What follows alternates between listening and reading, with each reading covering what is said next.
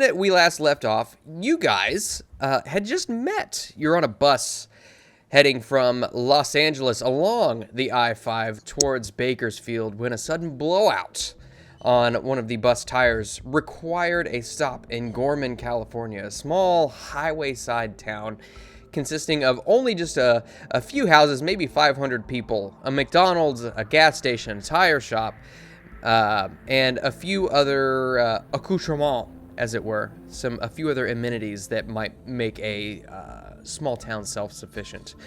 Over the course of the day, you all got to know each other in a McDonald's and encountered a young redheaded boy. Not sponsored. Not sponsored. Mickey D's, although I wouldn't say no to a sponsorship. I believe it was called McDanks in the 90s. McDanks? Sounds about right.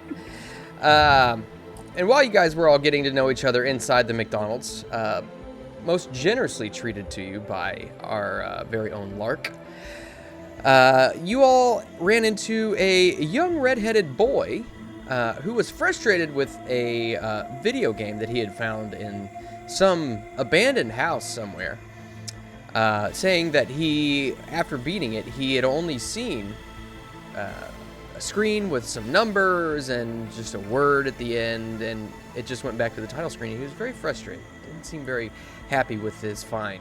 And so he gave it to you all, but not before you were spied by a couple of Sentre agents who seem to have been perhaps tracking an outgoing signal emitted by this game whenever it's played. And so you made a quick escape, but through some silver-tongued devilry, inadvertent as it was, you all made your way back onto the bus as it made its way out of Gorman, having fooled the two Sentre agents into thinking that you had given them the copy of Jacob's Ladder. And so now, you all find yourself on the bus, back on the I-5, making your way towards Bakersfield.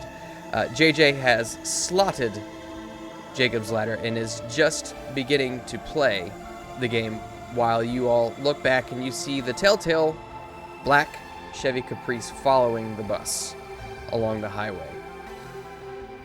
And JJ sees before him a sprawling vista akin to one of Renaissance Italy.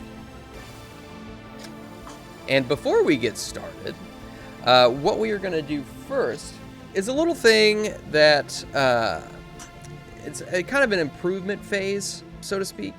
And so basically what we do, for those at home, is here at the table, at the quote-unquote table, we'll have a bit of a powwow, a discussion, as it were, to see if the characters had followed either their dream or their flaw. And if it is agreed that they did, then they will get a d6 to roll against any stat that they have, except ones that are 6s.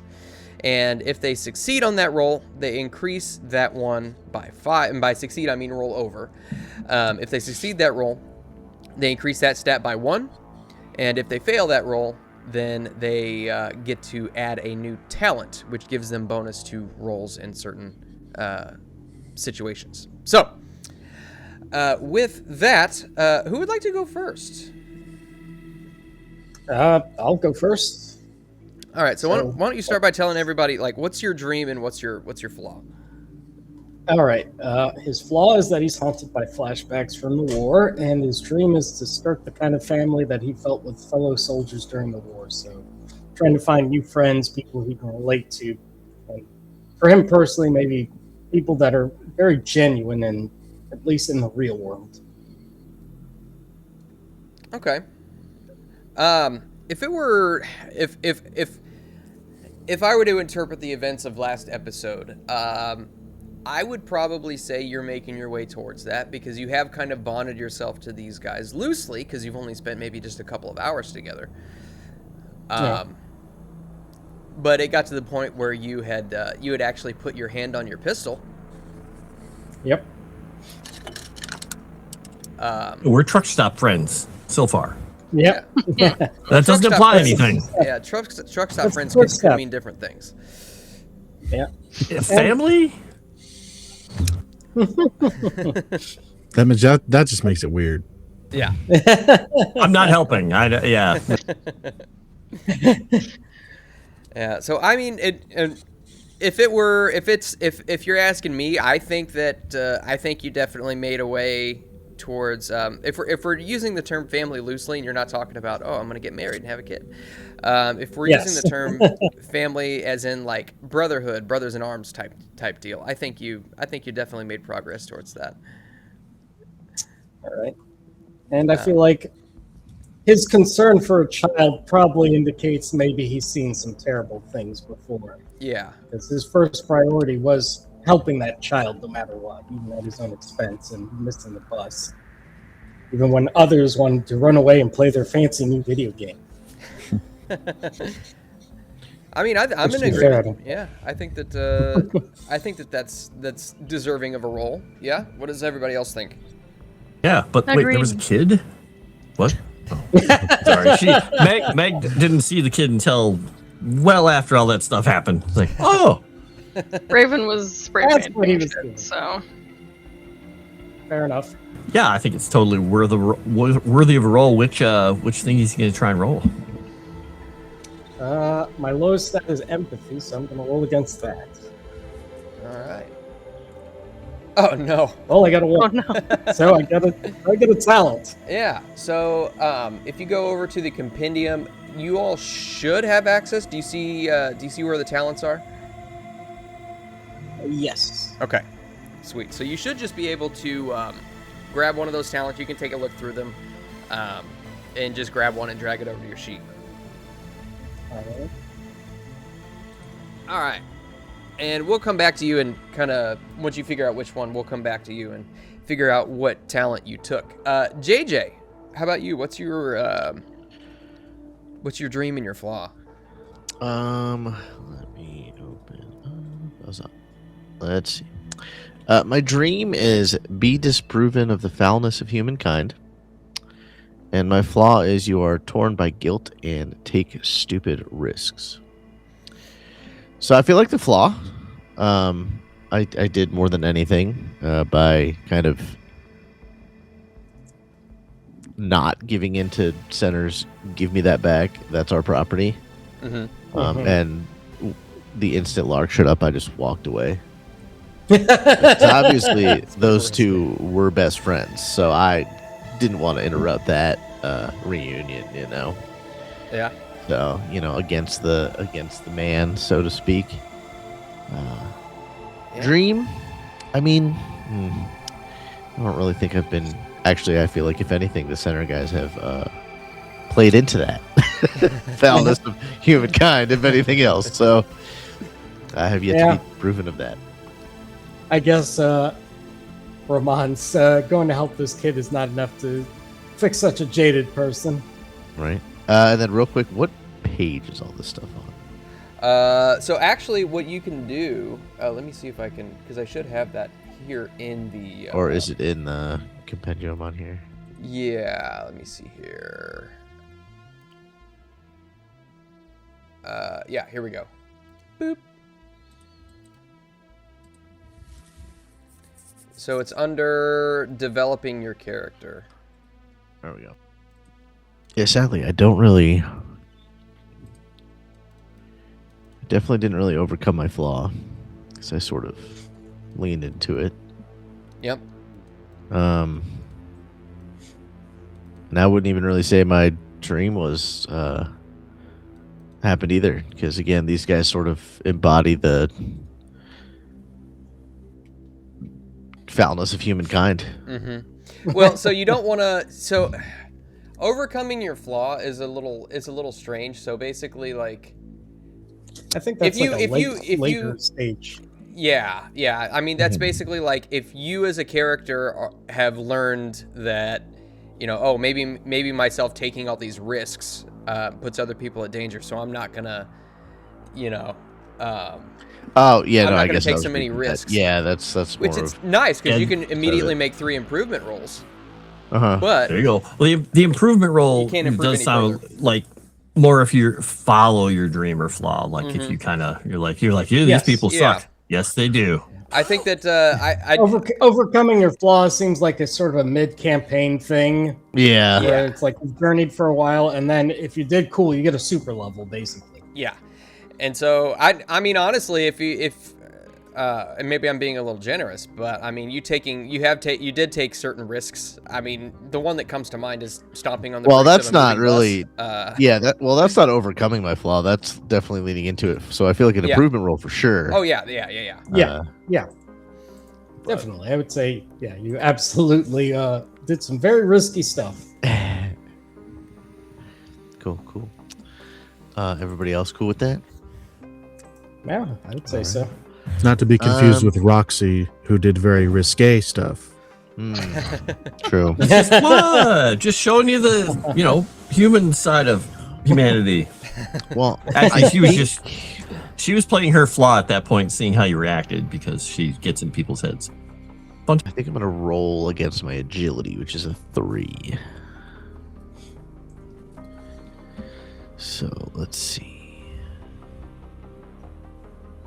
Oh no! Well, it's gonna be one of those days. New talent. Talent for you too. Yeah. Wait, I'll go next. And chances are with 2 ones in a row. Yes. That means I'll succeed, right? Yeah. Of course. Yep. Sure. Yeah, there you go. Statistics. Maybe you'll roll it If too. you feel confident in that, yeah, sure. All right. So my dream is to pursue my vision, and my flaw is that I'm gullible and I project fantasies onto strangers. I will risk too much for a sign. I think I probably did both of those. Here, the only problem For I have, sure, no, the I flaw, totally no agree. But the only problem I have with that is everybody's your friend. So is anybody really a stranger? No. Well, the dog that he doesn't know yet. At first. Yeah. I would say yes. You very much were like, oh, everyone's fine, no problems at all. Everything is And fine. as for your vision, I'm not sure what exactly your vision is. It has to do with the. I don't know if that's something you've disclosed to following anybody certain yet. things. Yeah, I haven't told anybody yet. So. Yeah. So I guess by default, I have to say, sure, yes, you absolutely pursued your vision because I don't know what it is. I'd say you definitely pursued your flaw. You followed after your flaw for sure. I think from what I know about your character's backstory, you getting on the bus and like that was kind of your whole your vision was your whole impetus for getting on the bus. I'm not impotent. Impetus. Am I using that word right? I don't know. My vocabulary is. I used to think my vocabulary was a lot better than it is.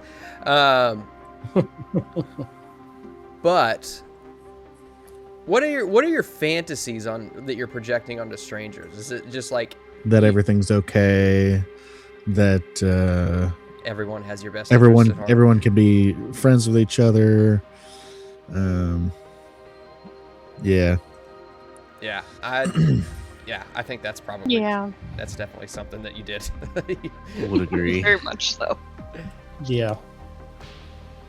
Ooh, I did it. Hey. What'd you roll against? For agility, sorry. Agility. Okay. So that just makes it go up by 1. Yep. So your agility should be a 4.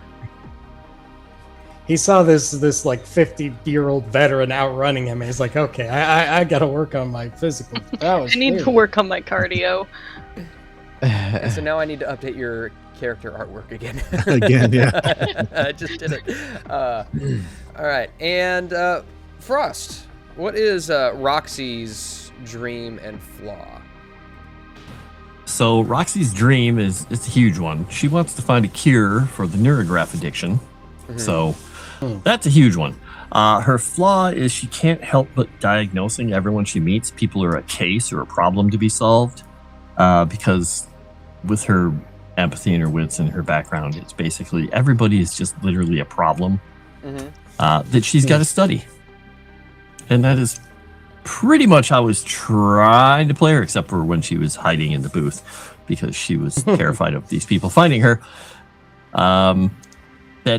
She's trying to figure out what makes people tick and also pushing their buttons, as you may have noticed with, well, somebody noticed with her foot. That wasn't my button. Yeah, It's a button. You definitely pushed some buttons. There are a lot of buttons on people. I would say that's definitely true. You messed with Lark. You also took the time to look at those two kids, to make sure whether or not they were showing signs of addiction. And now she's at got the end, a when certain person hooked up. Fucking JJ. yeah, I was gonna say at the end, yep, you've got JJ. You got all your meters in JJ, so you definitely played into that. Ignore the woman touching the other woman while she's unconscious with the neurograph thingy on her head or neurocaster on her head. It's totally normal behavior. Just attaching leads. Okay. Well, and I think that the thing that most typifies that, it would probably be her doing her wits, but she's already got a 6, so when I roll, it's going to be less. So, or equal. So, how does that work? So you can't improve past a 6, and so right. I think that the skill that you increase doesn't necessarily have to pertain to how you followed a flaw or anything like that. It can just be any of them. Oh, okay. Yeah. Well, then, if even I was going to say, because the other little story didn't happen, I won't go towards strength. I'll go towards agility, because moving around out there and doing the Frogger thing to try and get across the road. Or if you wanted to, I mean, I'll totally leave it up to you. But if you wanted to elect to just take a talent, I think that's probably all right. Okay. Yeah, because I'm finding it a little hard to think that she would have done anything that could have possibly increased her strength or agility, because she was mostly sitting in a booth and smoking and eating, and trying to get across the road was the most exertion-based thing that she did. So I think I'll just have her find a talent. There you go. Won't even bother with the roll. Love it. So, Commander, did you figure out what talent you were taking?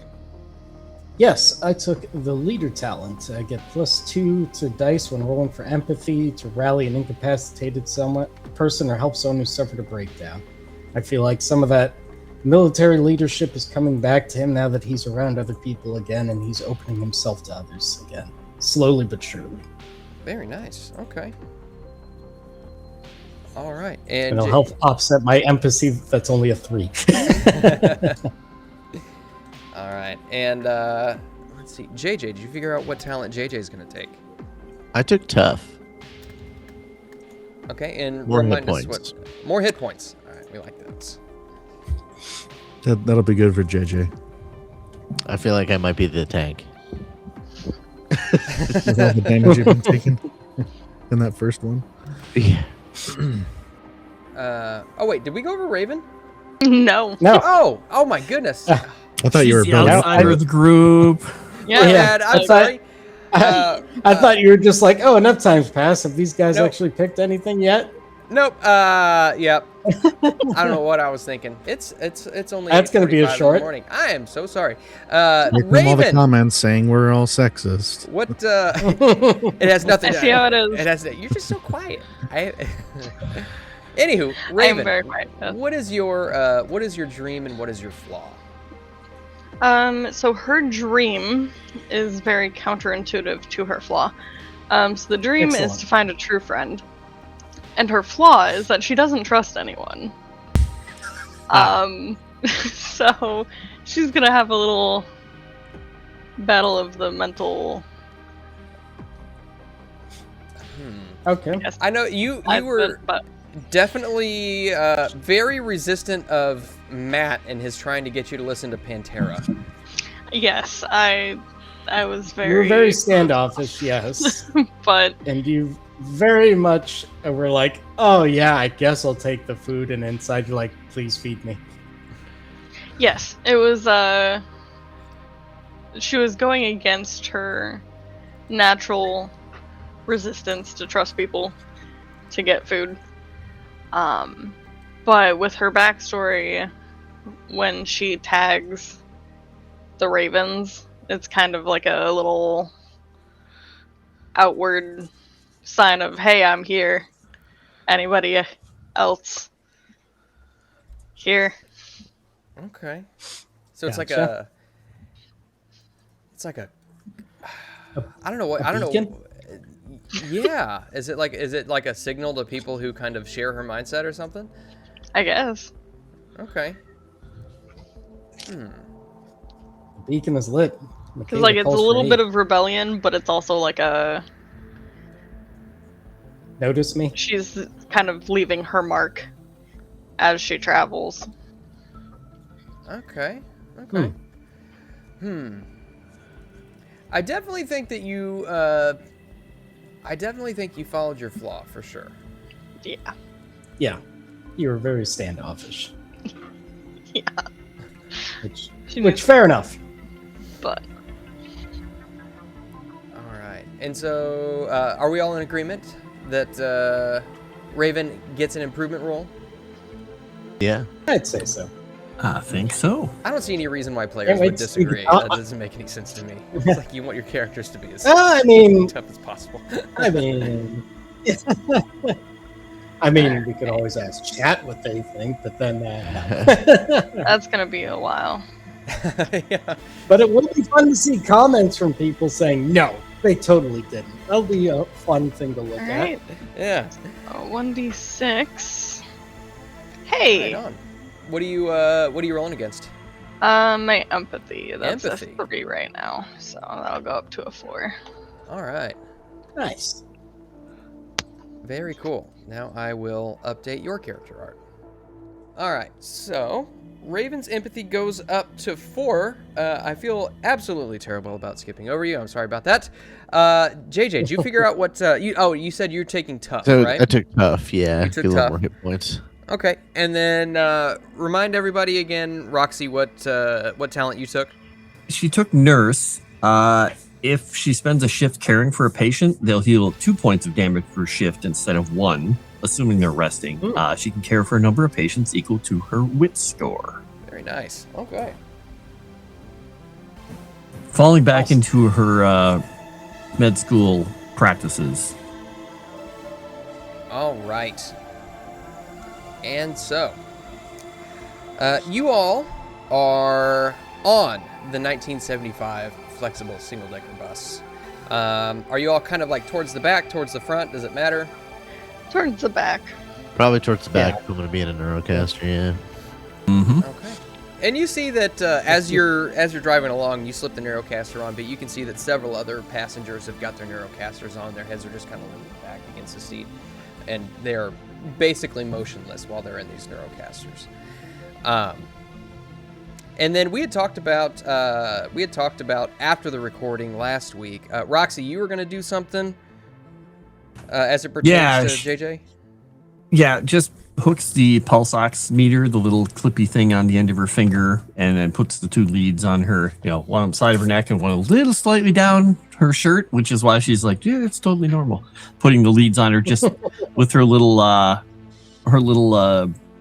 medical device to basically keep track of pulse and reactions and whatnot. Just Okay. because she's studying, but also making sure that she's fine. All right. And so as you, as JJ kind of goes into this neuroscape, you can see that almost immediately as the scene renders in, which you can't necessarily see, but you can definitely tell that something is going on in there as her heart rate just kind of drops just a tad. You can tell that she's a little bit more relaxed at the moment. And JJ, as you're kind of in this neuroscape, you can feel this warm breeze. You can see this large villa kind of just sprawling out in front of you, just behind this brick wall with an iron gate. You can see in front of the iron gate stands 2 guards. They wear these like black and yellow gambesons with these tight pants and boots, and they wear like a feathered helmet with no face guard. And both of them have sabers to their sides, and you can see again just off in the upper left hand corner of your quote-unquote HUD, infiltrate the Machini villa. Looking around, and those are the only the only people I notice are the 2 guards at the moment? You can see other civilians walking around, just wearing like very flashy clothes. You can tell that this isn't a very wealthy part of whatever city this is in. But there are other pedestrians around. I would like to take a little walk around the wall as much as I can. Okay. Taking a walk around the wall, you can kind of see through. There are a couple of entrances into the villa, or past the wall, I should say. All of them guarded by an iron gate. And you can see past the iron gate. It's there isn't really a whole lot of like open floor planning, if that makes sense. There aren't a whole lot of like gazebos or anything like that in the villa, but there are plenty of open windows. Just, you guessed, probably just to kind of let the air in. I guess this first one, I'll take a simple approach and just somewhere in between one of these gates where there isn't a guard right there, I guess I'll just try to jump the wall. Try to hop over the wall? Okay. Yeah. So what I would have you do is, if you look at your Neurocaster, which you do have equipped, I think this would definitely be the little fist there. It's under Avatar Combat, but it's basically going to take the graphics processor and add that bonus to your wits. Okay. And so you're going to try to stealthily kind of get over this wall, yeah? Yes. Okay. Now... No, not in this one. I'll tell you. Let's see. Yeah, absolutely. So you're able to get over the wall. Perhaps there's some bushes that you kind of duck into, and you silently hop over the wall and get into the villa. And as you do this, you see the heads-up display objective have a little check mark with a little ding, and then you see a new objective pop up, and it says retrieve the gem. Interesting. And you can see, again, it looks like there's like an entrance courtyard with a large fountain. You can see like a statue of a boy holding a fish, and the fish is just spouting water into this fountain. You can see that there is some servant staff kind of walking around carrying, different goods, whether it's linens or casks of wine, things like that. It seems like this is a very well-to-do house with plenty of staff. I think JJ would take her aggressive approach in this, and maybe try to steal some servants' clothes. Find a servant who feels like they are roughly the same size, and maybe attempt to hitman them, knock them out and hide them and take their clothes. Okay. Yeah, absolutely. So you can kind of see there's a little outbuilding, and you can kind of see that a couple of servants are wandering in and out. But you guess that those are probably servants' quarters, so you can kind of follow them in and get them isolated. I'll have you give me another Avatar Combat roll.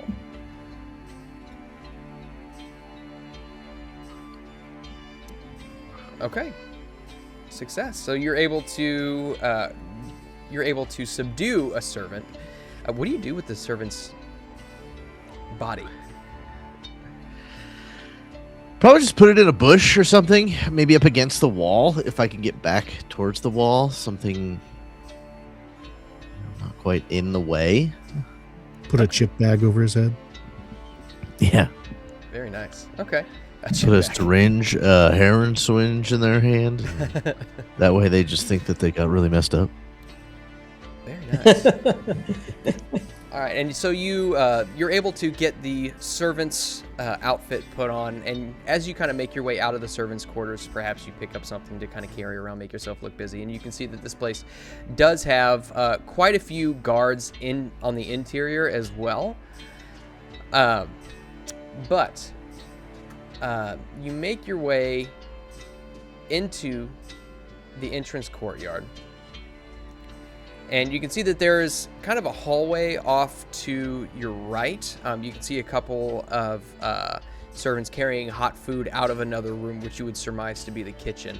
But there's an open archway just in front of you, and into which you can see what looks to be, it's like a frescoed type hallway with all kinds of murals and such painted on the inside. And just beyond that, on the opposite side of the room, you can see what looks to be just like a banded door. I'll just go try to open it at first. Okay. You can tell that it is locked. And as you do this, you see a guard kind of come up behind you and say, the gem chamber is off limits to waitstaff. Oh, I'm sorry. And then I will just walk towards the kitchen. Okay. And in the kitchen, you can see that there's several cooks making their way about, making breads and meats and things like that. Other servants coming in and carrying plates of food and such out to another courtyard to what look to be a large number of guests. And you can hear them kind of talking back and forth, but it sounds like they're getting ready. All of the guests are getting ready to come in for a viewing of something. I guess what I would like to at this point is, knowing where that door is and where that room is, I would like to see if there's a window on the outside. Okay, you make your way back outside. You can see that there's probably, about a dozen guests, all in their most wonderful finery. You can see that there are windows as you kind of make your way around. You can see that there are windows, but these are actually shut. And it looks like as you kind of look in, you can see a large chamber on the inside, and it looks like there's a singular skylight in the ceiling that lets in light that kind of beams down on a central pedestal. There are all kinds of paintings along the wall, portraits, landscapes, things like that, but you can see a single pedestal in the center with a looks like a red velvet pillow setting on top, and in the center of that pillow is a singular gem. Well, looks like I'm gonna attempt to Mission Impossible this thing. All right. So, access to the roof and rope is what I will be looking for next. All right, easily enough. I think what I would call for in that is, you know what? Let's just do another Avatar combat roll, because I think that is the most appropriate. Now, could I add my sleuth talent, which is get +2 dice to wits rolls when you are searching an area for clues? Sure.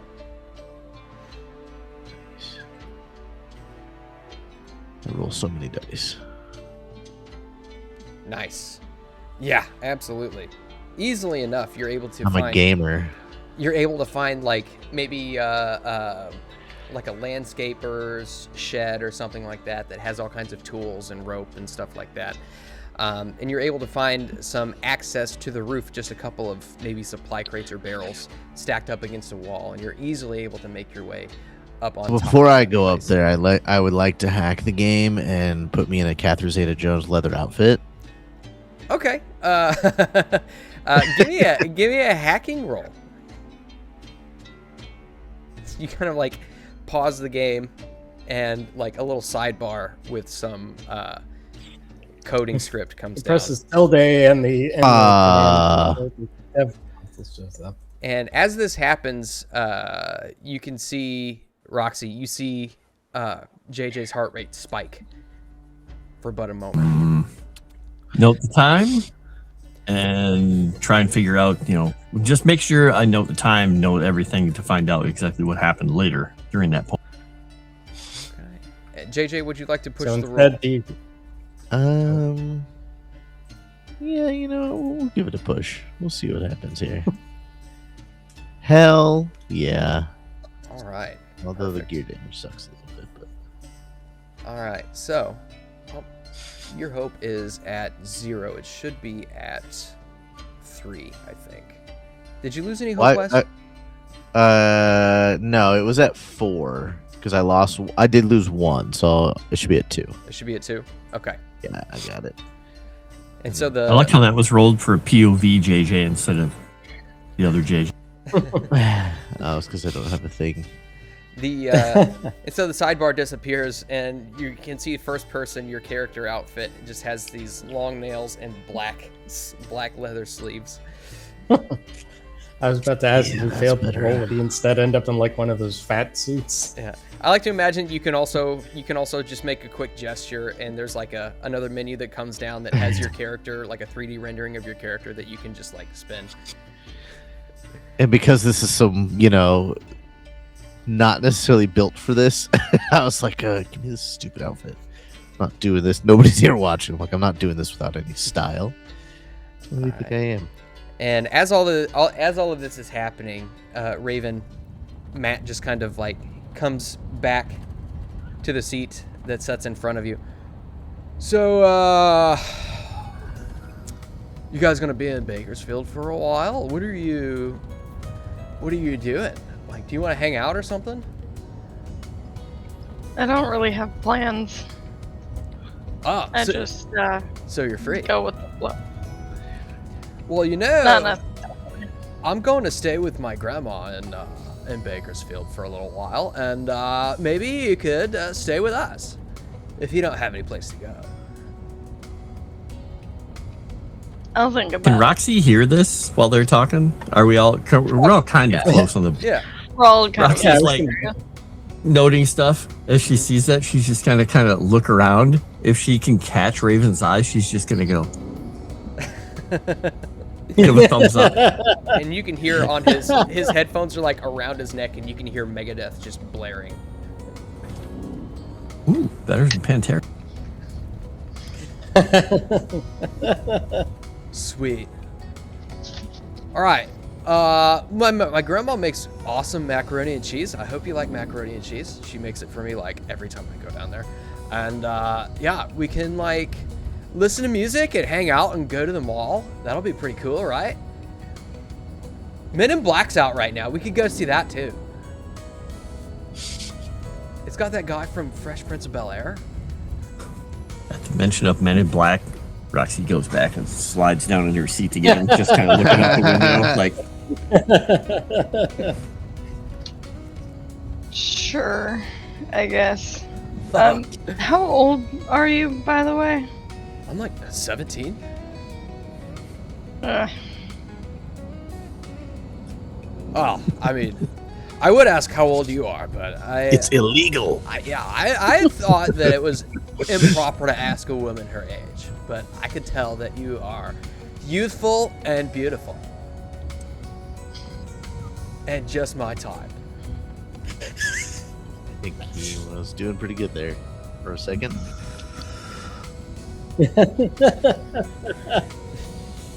She's just gonna like keep picking at her nails and start ignoring Matt. Right. All right. Yeah, we'll get to know each other there. Yeah, I'm into that. And Major Ramon, you can see as all of this is happening that Black Caprice is basically, it's but maybe a car length away from the back of the bus. And you can see that the two individuals in the front seat are just staring at the bus. And you can see every once in a while they'll pull up their walkie-talkie and just like radio back some sort of information. Yeah. All Those right. must be some Lark is long-range walkies.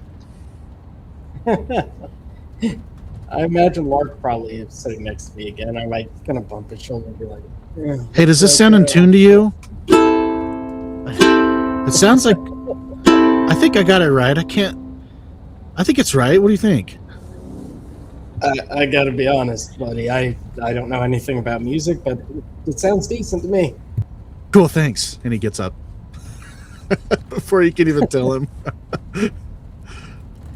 All right. And so Catherine Zeta-Jones are you going to go ahead and scale the villa? Well, I think something bad is actually happening because I just read, because I took 2 gear damage, and it dropped my net to 0. Oh no! Which is not good, because anytime one of the 3 attributes is reduced to 0, the Neurocaster is busted and needs repairs before it can be used again. If you are inside a Neuroscape when the Neurocaster is busted, you are immediately disconnected. This immediately reduces your hope to 0 and inflicts a mental trauma. Oh, so that's why it reduced your hope to 0. Okay. Yes. And then I need to roll a D66. All right. So actually, what you can do if you go to rollable tables. Is it on there? Nice. You should have access to it. We'll go. And let me know if you don't. So lesson learned: don't push in the Neurocaster. Yeah. No, we're learning here. Thanks for being our guinea pig. Yeah, no problem. Nope. How do I roll that? So if you should just. Oh, be there able it is to on the bottom. right-click. Yeah. Got it. And then it does its thing.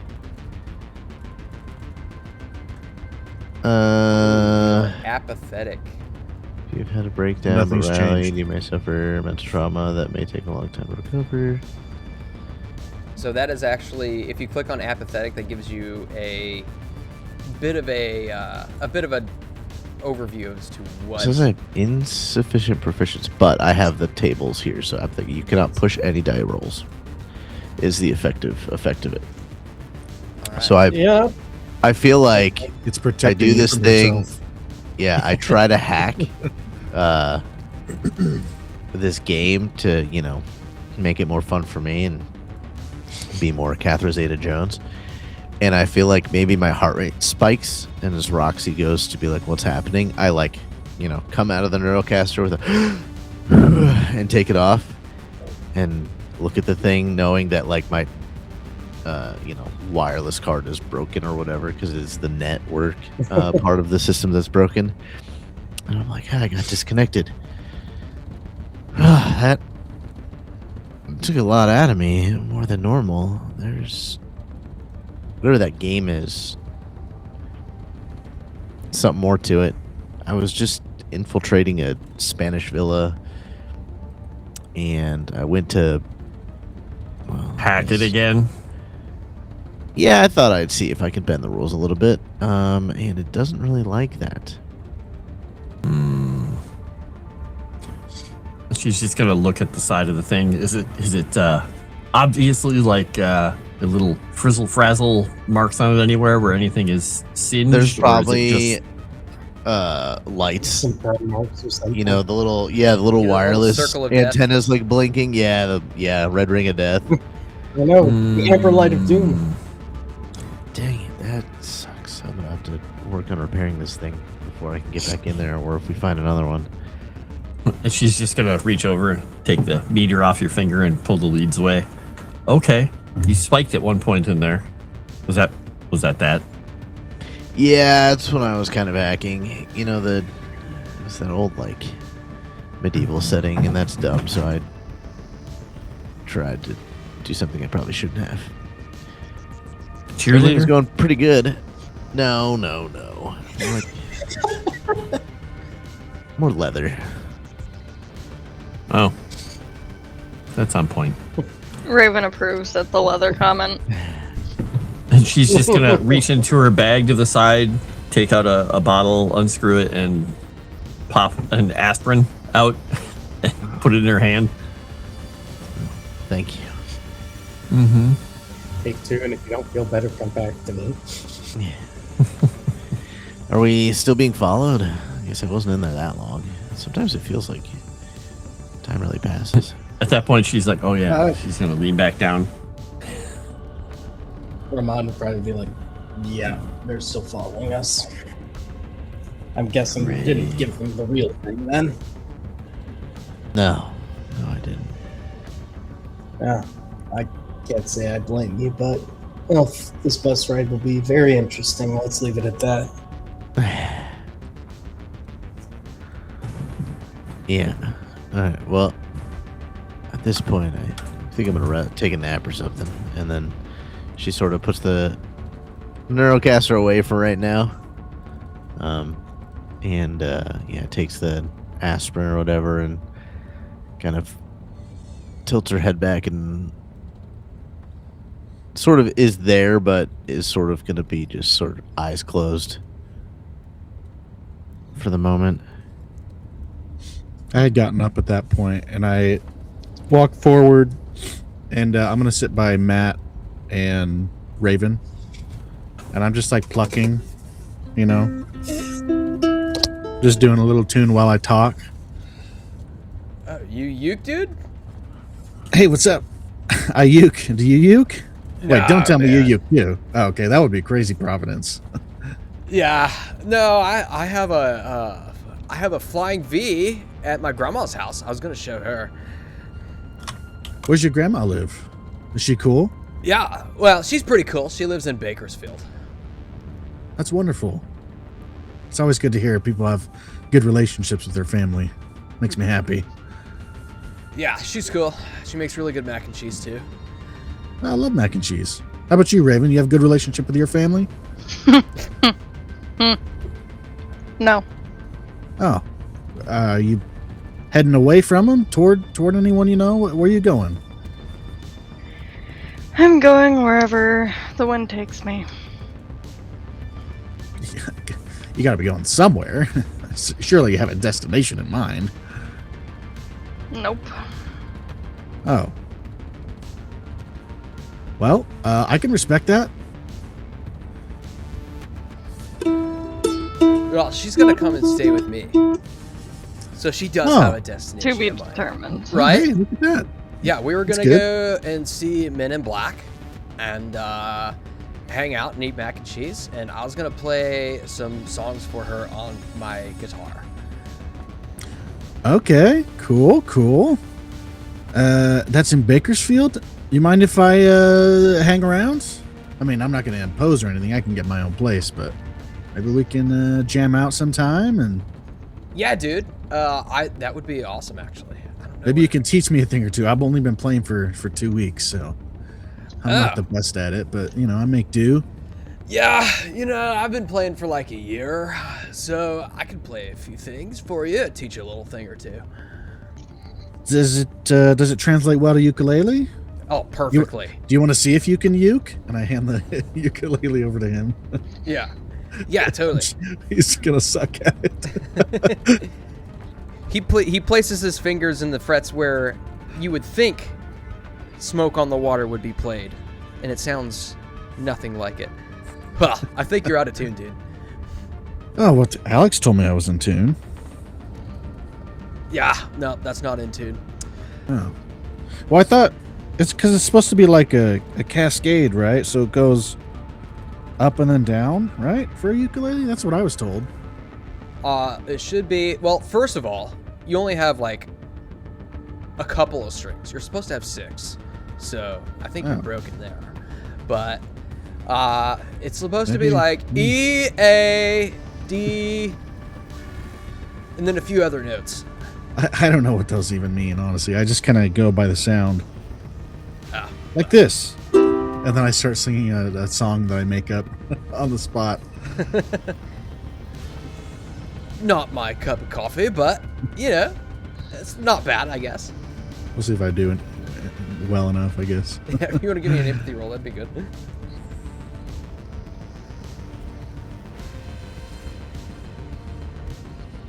All right. I think it's going to be hard to fail those with 8 dice. Yeah. So you're able to get a decent tune. It's just a song about, I don't know, like me trying to get to know everyone and then saying like, hey, we could be friends, and I go to like each person in the bus, even the people we haven't talked to before. And we'll say, just give me a general empathy roll.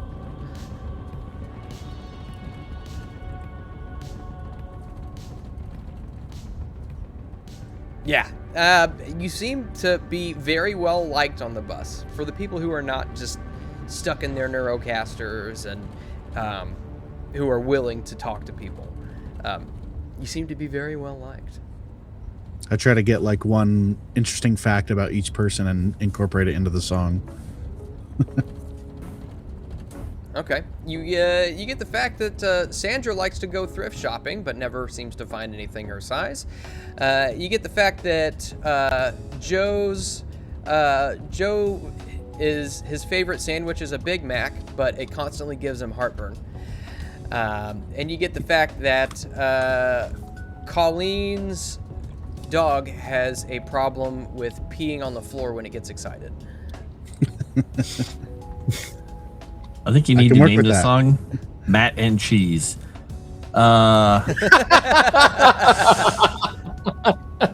Fair. While he's wandering around up there, Roxie's just kind of lean into JJ because I think since your hope went to 0, she's going to try and rally you, knowing that you've kind of gone into a slightly dark place here because you're probably having a breakdown technically, I think.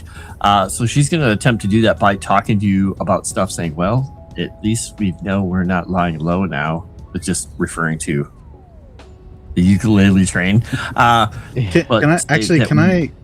I get a piece of information from each of you too? Is that all right? I will come over to you as the two of you are talking. You can decide if 2 successes is enough to convince you to give me something about yourself. You're gonna figure out from Roxie that she, even when she is technically supposed to be engaged with talking to someone, she's always looking at everyone else at the same time. She's basically, her attention is always divided amongst a number of people because she's, well, used to looking at a lot of people. So the fact is that she always seems unfocused. All right. We'll say you don't even say anything. I just glean that from you as I'm trying to because she's like leaning out. She just says, come on, Roxie, come on. We're going to have to get our own vehicle to get to Bakersfield. We can't stay on this bus. It's too easy to follow. Yeah, I'll have to do something like that, yeah. And then you're bugging them, and JJ just turns to you and is like, my favorite candies are those little strawberry ones. I don't know what to tell you.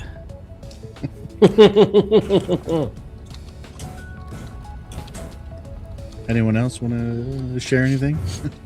Ramon will probably just be like, my father was Cuban, my mother was Irish.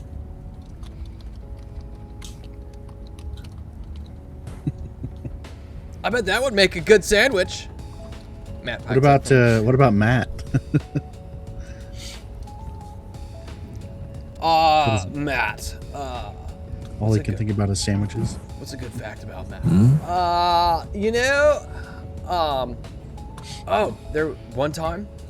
One time I used to really like mushrooms, right?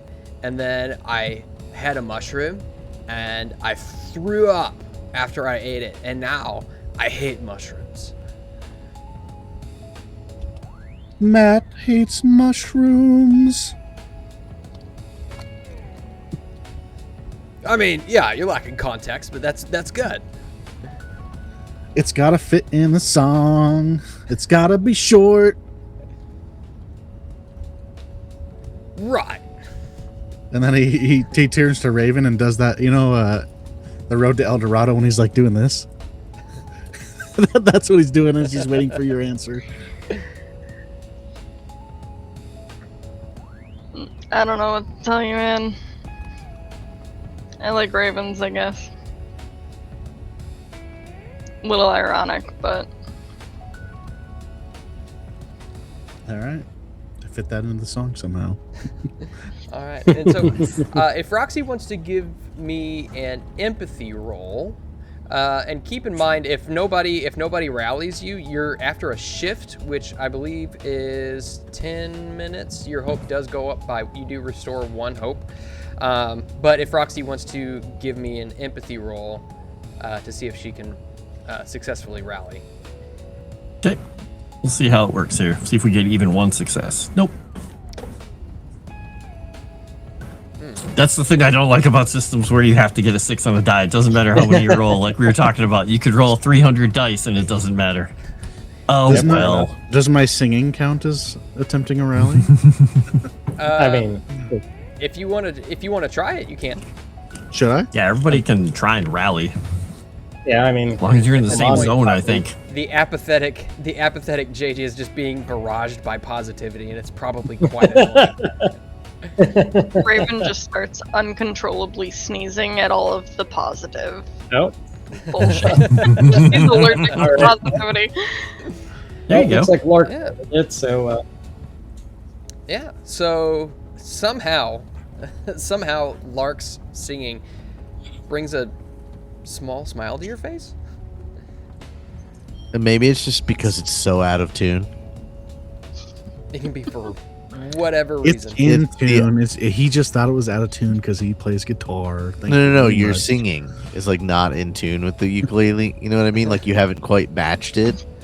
And she's just like, yeah, this kid is. Yeah, Lark sounds a million times better in his own head.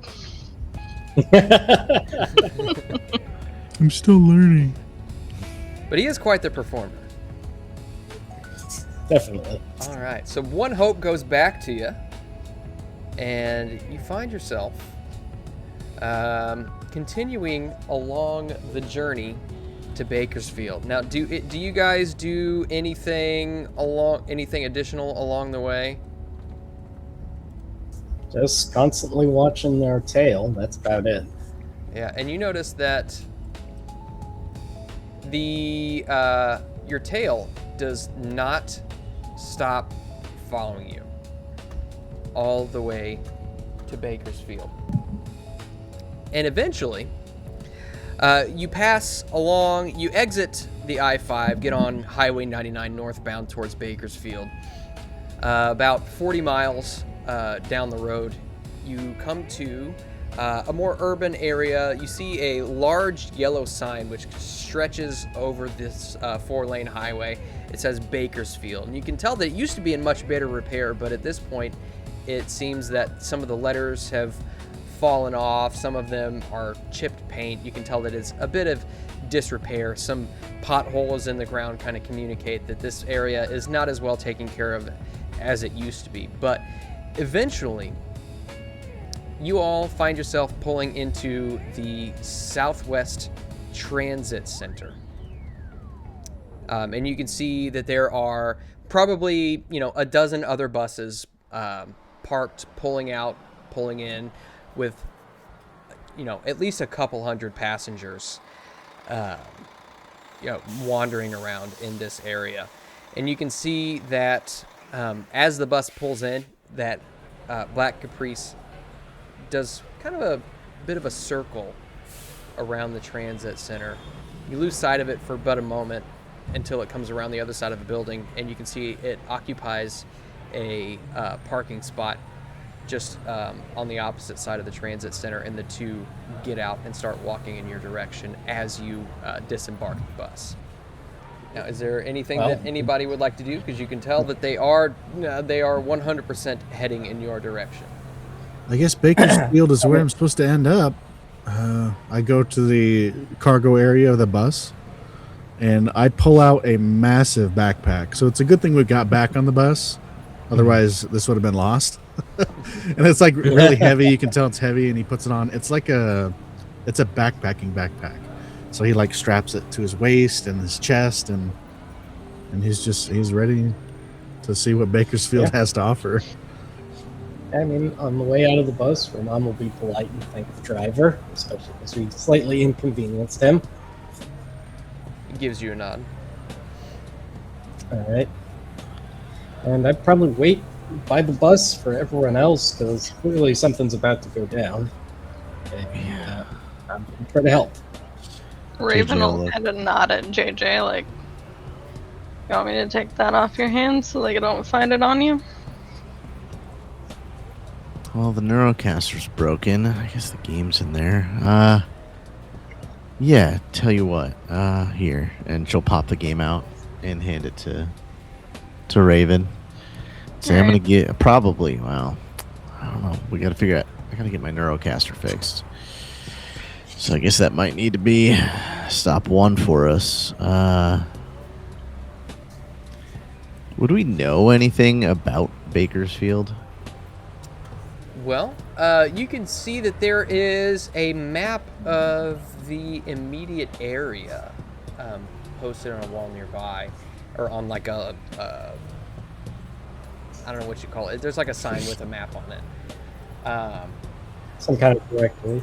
Yeah, it's like a directory of the immediate area. It's got a small map of the bus station itself, but you can see that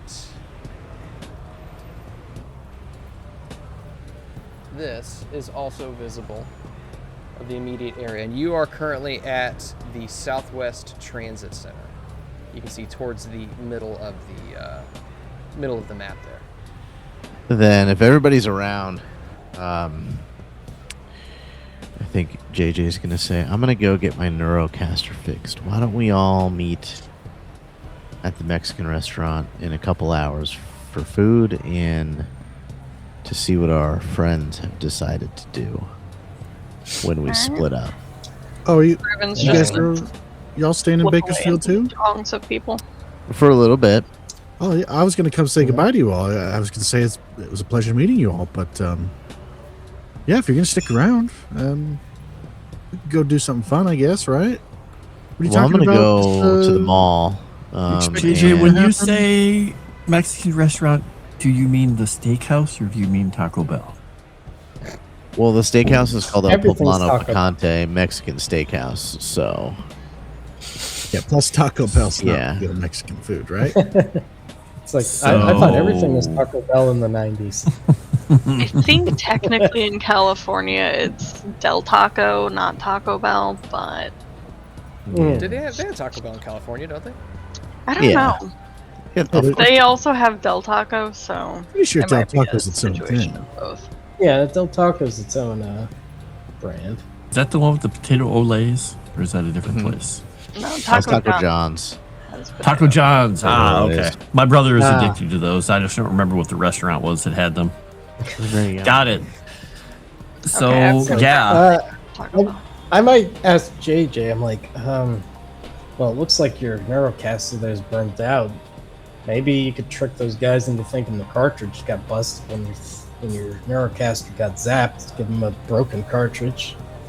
Well, if they follow me, and I go to a repair shop, I'm going to make it very known that whatever was in there last fried the Neurocaster and the cartridge fried, and I got rid of the cartridge. But Wait, someone's following you? yeah, those Sentre employees. just look at him. Sentre employees. And JJ will just turn around and point at him. Your best Tom and friend. Jerry. Oh, it's Tom. Yeah. Oh, okay, I'll be right back, guys. Okay. Well, just and then before you go, JJ will grab you and be like, "Just remember, we're gonna meet up in a few hours, and don't bring them along. They're kind of duds, dude." I mean, Tom's pretty cool. His brother's even cooler. I'd love to meet his brother Yeah. at some time. But they followed us all the way. That's kind of like they didn't get on the bus with us. They They didn't offer didn't us a ride. follow us. I mean, there's only one road coming up here. They probably just happened to be behind us. Hmm. Well, anyway, I'm gonna go They're get my probably- Neurocaster They're fixed. probably following us, Lark, but stalkers aren't cool. Why would Tom do that to me? And he like looks over Yeah. at Tom and in the distance and just has like a really sad face. Is Tom bad news? Bad I think news. he might be, buddy. Everything from the center's bad news. And you can see at this point they've kind of made their way onto the premises of the Southwest Transit Center, and they're kind of like pushing past people, trying to get to you. And at this Raven point, I would've think, stealthed away if yeah, he could roll. Yep. Raven's gone. I think I'm gonna head first into the mall and maybe try to lose him, and then come back to Barker's drones and see if they. I mean, I'm assuming Sears or Macy's or whatever would have some sort of Neurocaster area Yeah, and there's nowadays. all kinds of stores inside the mall too that might help with that stuff. Yeah. So, okay, so I think go ahead. I was gonna say, yeah, Ramon is probably. Well, first, I'm gonna probably check on Lark, make sure he doesn't engage with the center guys, and if he does, I'll try to get him out of trouble because getting a soft spot for the kid. I like take a step toward them, like, but Tom. It's like, let's see what they do. If they keep following us around, we know they're stalkers, and that's not cool. How about that? You give them a chance. That'd be pretty lame if he was a stalker. Well, we gotta find out, right? And what is Yeah. Come on. what is Roxie doing at this point? Roxie is going to head once she sees what's on the map. She is immediately heading down to the Humane Society Okay. because she wants to go play with kittens. But she's going to get ready to come on back to go to There's a the Humane steakhouse. Society here. I could get Yeah, my you dog. Where's it at? I'm gonna meet you there Hey. later. I was about to say, hey, Lark, you look like a dog person. There's a Humane Society here. You want a dog? What Humane Society? What? Isn't that for humans? No, that's for pets. Oh, Why is it called the come on, Humane buddy. Society then? Because it's about treating people humanely. Yeah, And people. creatures. And creatures. Oh, And as you guys are talking about this, Tom and his accomplice come up to you and say, "Hey, your friend gave us a bunk disc." And you see Tom sticks with you guys, and the other one begins to follow after Roxie. well, Listen, I just met them on the bus, dude. I don't really know what they're planning or what they're doing. I'm sorry that they gave you a fake disc. I don't know anything about that. I don't even know the Neurocaster. Well, we want it back, okay. and we're gonna need. Okay, so we're gonna. you were need following you- us for a reason then. Yes. See? He, It's like for the reason that with we. Alex on the shoulder. It's all good. Yes, we need that disc Well, back. And Well, I if suggest they gave you the disc, I mean, that's all we had. It's not like we're hiding anything from you. well, you can search us. We don't have anything. Well, clearly you all must be hiding something from Well, us you because can't- you gave us a bunk disc. Well, you want to talk to those two then? As I said, we just met on the bus and we're having small talk. I prefer it if he didn't Yeah. search us, Alex. Again, you're welcome to search us. No, don't. No, I said don't. No, Tom. Hey, it's me, buddy. Come on. You don't need to search me. It's all good. Give me an empathy roll, but given that your friends had given them a bad disc, you're on his bad side, and so I would take 2 dice away from that. I'm on his bad side, not Tom, my good friend. But Tom's his friend. He should get +1. No. Oh, Would you like to push that roll? and nah. It's like, man, look, I'm not a cop, all right, but I'm gonna need that disc back. And so, if you don't mind, I'm gonna. He like gestures towards your bag. He's like, this would make it a lot easier. I can't let you look at my bag. Tom, come on. We're buddies. You gotta have a little trust, right? Trust? Lark, you're not hiding anything in your bag, are you? No. Like I said, man, I'm not a cop. You could have weed in there. I don't give a shit. All right. I'm looking for the Weed? disc. I've never touched a drug in my life. Well, whatever Thank it you is. very much. Whatever it is, I don't care. We just need it. We just need this back. Tom, I can't. I can't show it to you. I can't. I promise I don't have the disc. I think I'm just gonna go. And at that point, he like, as you turn to walk away, he grabs you by the shoulder. And at this point, Roxie, you look behind you and you can see that the other guy is following closely behind you. And you are still probably in the transit center, just surrounded by all kinds of people. And you can see that there's a couple of security robots walking around as well. Actually, I can show you what they look like. Ooh, excellent.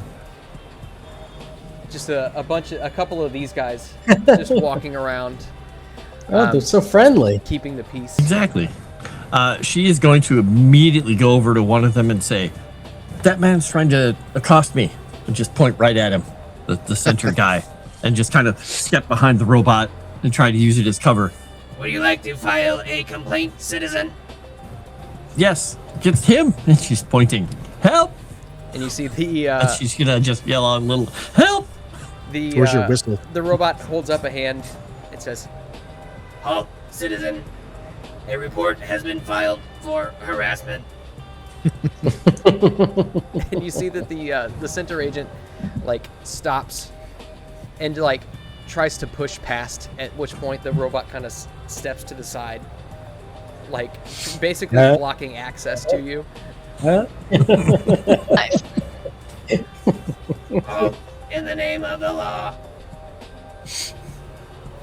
And at that point, what do you do? Are you just standing there as this is She's happening? trying to kind of use it as mobile cover, staying behind it with a hand on its shoulder, like, just making sure that it's between them. And you see the robot the robot says, Halt, or the authorities will be contacted, and you will be placed in detainment. and the center agent doesn't seem to care at this point and begins to push past. So what I'm going to do is I'm going to roll for both of them and Do it. see. Can the man win against the trash can? Yeah, the smiley So face he's on the gonna try top to push bot's past. creepy. So the agent is going to do. Oh, I think it's adorable. Let's see. Okay, so It's going to switch to a frowny face now that this guy's trying to break the law. His eyebrows appear. Yeah. Turns red. Engaging detainment mode. So you see, he is kept at bay for the time being. Which, you know, at this point, if you want to try to make your escape, you probably feel as though maybe you can. Yep, she is going to, at this point, then kind of start ducking through people in the crowd, trying to get back to the transit center and look for... first, she's looking for the major because she recognizes him, and probably pick him out, Okay. hopefully. Go ahead and give me an agility roll first and foremost. Okay. Let's see if you can just kind of like duck in between people and hide. Oh, easily enough. Easily enough. Yeah, there's plenty of people Evidently. in here. There's a couple of these peacekeeper robots as well as some other drones that are kind of wandering around. And you're easily able to break contact. Sweet. All right, and at this point, you kind of go back towards in the direction of the bus, and you can see Major and Lark standing there. The other center agent's got his hand on Lark's shoulder, holding him back, keeping him from moving. She's going to slide onto a bench next to, hopefully, an old lady or an old man or somebody with a newspaper and kind of like just sit there and just kind of look like she's reading suddenly over their shoulder. Hi.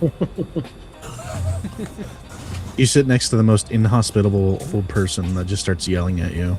It's probably an old lady with a whole big thing of rutabagas. He's just like, "Yeah, leave me alone." Then they file a harassment against you. Oh no, vicious cycle. You sit next to an old Russian lady in a babushka. She says, she holds out a canvas bag. Would you like a beat? She's just going to reach in timidly, take a beat out, and just. I grew them fresh in my garden. Very nice. What do you make out of these? She's just sniffing it, just trying to keep low. Beet juice, beet pie, all kinds of beets. I usually eat them. I like to eat them raw. And you see she like exposes her teeth, and they're just like these they're just these dentures that are stained purple. She's seen a glimpse of her future. No. All right. Okay. She's hanging out with Beat Lady. All right. And luckily enough, it seems as though the attention is off of Raven and JJ. What are you two doing? Raven was just gonna be slipping away, like through people, and then like take back alleys until she could get back to the main road, and she was gonna be walking kind of towards the tattoo shop down the way. Okay. I'd say you probably don't even need to roll for that because you'd guess that probably because Roxie gave them the bunk disc. They're following her, and the other one is occupied by Lark and the Major. So yeah, you're easily able to make your way down. So she's just covering bases. Yeah, and so you you continue making your way down the street, down Wibble Road, or what is it, Weibel? It might be Weibel. Road past the Shell gas station and the car rental company. You see a CD Motel 6 with a few doors standing open and some cleaning carts manned by robots moving around the upper level. And eventually you make your way to Inkwell Tattoos. She'll pop in and just start looking at like the Designs. what are they called? Like portfolio books of the artists there. Yep. And you can see there's a guy in there just absolutely covered in tattoos, probably Hispanic something. He's got tattoos all up his face. He's got the sides of his head are shaved, and you see he's on either side of his head, on the shaved parts, you can see he's got tattoos just going all the way back down his neck. And you can see in there also is another drone. This one's kind of like a little bit taller, white model, and it's got like what looks like graffiti kind of tattooed or kind of sprayed all over its chassis. And you see it's in the back tattooing some woman just like right above her ass. Okay. So the robots do the tramp stamps. Got it. Yes. And JJ, what are you doing? You're heading to Barker Drone Repair, you said? Yeah, but I'll probably that, or if I know there's like a you break it, I fix it shop at the mall type thing for the Neurocaster to get fixed. Okay, you want to make your way to the mall? Yeah. Okay, so you continue walking. And you make your way in through. You can see each side of the mall's got their own entrance, but the main entrance is up front where it says main entrance.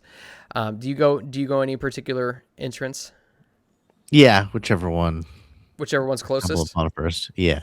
Yeah. So you see there's an entrance into Sears, and you enter in through what looks to be probably the hardware department. You can see all kinds of tools. Off to the right, you can see lawn care stuff. Off to the left, you can see there's automotive, things like that. As you keep walking, there's work clothes. Eventually you get to dress clothes, some electronics, some big screen TVs that are at least 60 inches.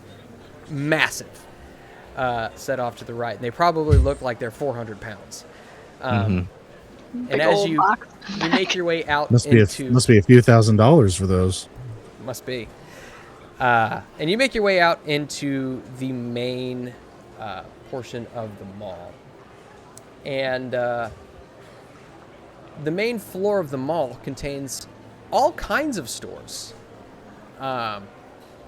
You can see a directory. Wait, you mean this mall is full and there's no empty just spots? Yeah, there are tons. There's Whoa. Like just right in front of you, you can probably see, 1,000 people just walking around along with their drones. You can see there's a civilian flyer drone that hovers just above everybody's head, making its way around. And you see a directory, and on the directory is just a ton of stuff. You see that there's it's separated into the main stores. You've got JCPenney, Sears, Gottschalks, and Macy's. You've got your interior shops, which includes Hot Topic, KB Toys, EB Games, American Eagle, Radio Shack, Gap, Foot Locker, Old Navy, Clara, Spencer's, Sharper Image, Hallmark, GNC, Blockbuster, Payless Shoes. You've got Super Mario Go-Karts, Aladdin's Palace, which you can see is an arcade. Detached, you've got the Pacific Theater 15. You've also got a Gold's Gym, Lens Crafters, Elite Cuts at the Plaza, which you can tell is a barber, and a Blue Lotus Asian massage place. You've also got the Sentre outlet, which sells the newest Neurocaster models and has demos of Sentre certified Neuroscapes.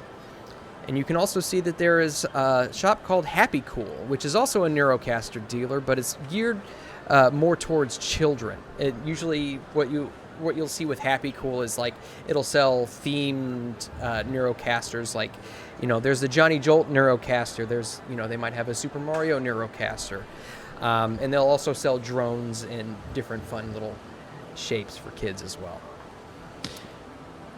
Would I know that if the Sentre outlet repairs Neurocasters? You'd say that they probably would. Yeah. Well, I'm gonna go there. Awesome. It's the last place they'll look. Yeah. It's the last place they'll look. The closer we are to danger, the farther we are from harm. Exactly. All right. So well, before I go there, I go to Sharper Image and sit with my feet in the massage thing for a couple minutes, and then I go over to the center. Awesome. Meanwhile, Larkin's getting his face beat in. It's like, why do we all have to suffer from JJ sins? Come back, Manny, Petty, brand new Neurocaster. Order a pizza. All right. And at this point, we'll move back over to Lark. And as Tom Fong hangs onto your shoulder, he says, "Look, man, if you don't cooperate, I'm going to have to call the cops for theft." I didn't steal anything. Get off me, dude. You're trying to steal from me. And I'll try and It was ours. rest my arm away. Okay. Ramon's gonna put his hand on Tom's shoulder and be like, "Listen, just search my bag first, okay? He'll see that it's not a big issue and calm down. All right? I'm trying to cooperate." Okay. So you hand over your bag. What all do you have in your bag? Probably some clothes. Probably some documents like my DD-214 from my service and all that kind of stuff, and my handgun and probably some ammo. Okay. At that, he upturns it, dumps it all out on the ground, and just kind of kicks it around and doesn't see it. Checks through all the side pockets. Yeah, this is a safe handgun. It's not going to go off from falling on the ground, right? It's not a SIG. Oh boy. All right. He says, "All right," and he hands you back your empty bag. Go ahead and give me an empathy roll. Me? Yeah. Just to kind of convince him that that was sufficient. You're cooperating. He doesn't need to do any more searching. All right. Yeah. Well, would you like to push that roll? I'll make an attempt to push it. Nope. At that, he looks over at you, Lark, and just kind of holds out his hand. He's like, "Come on, man. This will be over in 2 seconds." I can't show you what's in my bag. Why? What do you have in there? I can't.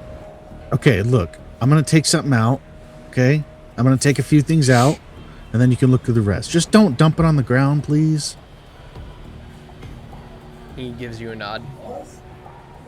I will pull out 4 or 5 sketchbooks and hold them really tight. Make sure that they stay closed, and then I'll hand him the bag. He rifles through it. Doesn't dump it out because you were nice to him before. And he doesn't. You can tell that he obviously doesn't see anything. He hands the bag back to you. He says, "Where's that woman who was smoking all the time?" Honestly, I look around. I don't know if she ran off before we could see her. Do you make Roxie? Are you? I know you're trying to kind of blend in. Are you making yourself visible to these two? She is trying to be not visible to anybody. She's spending time. She's telling this lady, if you have that many beets, you could get bacteria. You can have all kinds of liver problems. You should probably have more garlics and turmeric and things, because otherwise you're going to get kidney stones if you're not careful. She's just basically helping her figure out to eat other things and kind of getting lost in that. Excuse me, but beets are a cure-all, sir. There is no panacea. She kind of scoffs and gets up, and you can hear that she mumbles something in Russian under her breath, and she just like stumbles away on her cane. Not going to tell me how to eat my beets. She has her beet. American. She's just sitting there alone with her beet now. Just Can I, a lonely Roxie with a single beat. can I see It's if like I... Keanu Reeves with a sandwich, kind of lonely on the Oh, bench. no. Oh, no. Can I see, like, I look around when he asks where she is? Do I see Roxie? If you guys want to give me an opposed wits versus agility roll. Ramon's not even gonna try because he's not trying to sell her out. Do you want me to make a roll? Yeah, but given that there are so many people, I would say that you probably get another D6 on top of that. This is an agility. Yeah. Yes. All right, now is this is against Lark? Yes. Mhm. All right, Success. so I'll add another Oh yeah, Is because it your one of tension. those- Yeah. dice pool modifier. I do +1. Is that how I do it, or I have to put 1? I don't know. You just do If you just put 1 in there, you should be able to do that, and that'll increase All it right. by 1. Ooh. Nope. The beat gave her Yeah. away. Lark, as you look around and you can see that there's an old woman kind of mumbling to herself, stumbling away from a Roxie who is holding a single beat. So he just asked where she is, and I immediately see her. And I imagine it's always sunny when they're in the restaurant, looking at each other from across the way. I'm just like looking at you, and I have no idea what to say now. And that, I will lock eyes with you, Roxie. Do you do anything? She's got the beat in her hand, and she just kind of like, and just kind of turns herself a little bit, like she's looking at this beat, trying to hide on the bench, but she doesn't move because she doesn't want to move and actually make a like, oh, somebody's moving over there. Yeah, I'll turn back to Tom. Smoker? I barely know her. give me an empathy roll.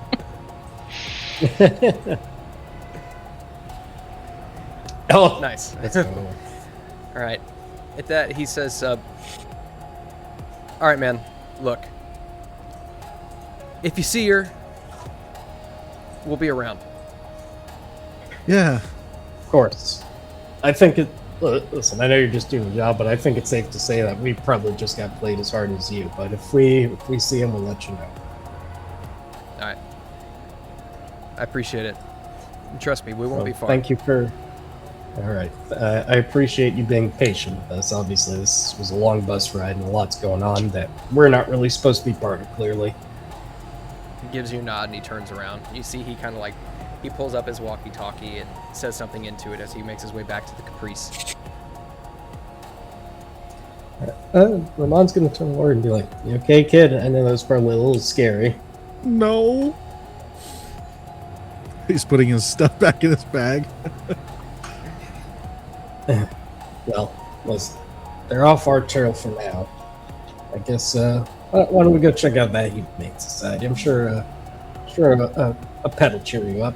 Why is there even a trail to begin with? We didn't do anything. I'm pretty sure what he just did was illegal. You said Tom walked away. Yeah, Tom's gone. Okay. Roxy's getting up and quickly moving over. Beat in hand. Okay. There you go. Yeah, I filed a police report with a drone over there. So there's probably going to be more problems. I thought Tom was cool. Okay.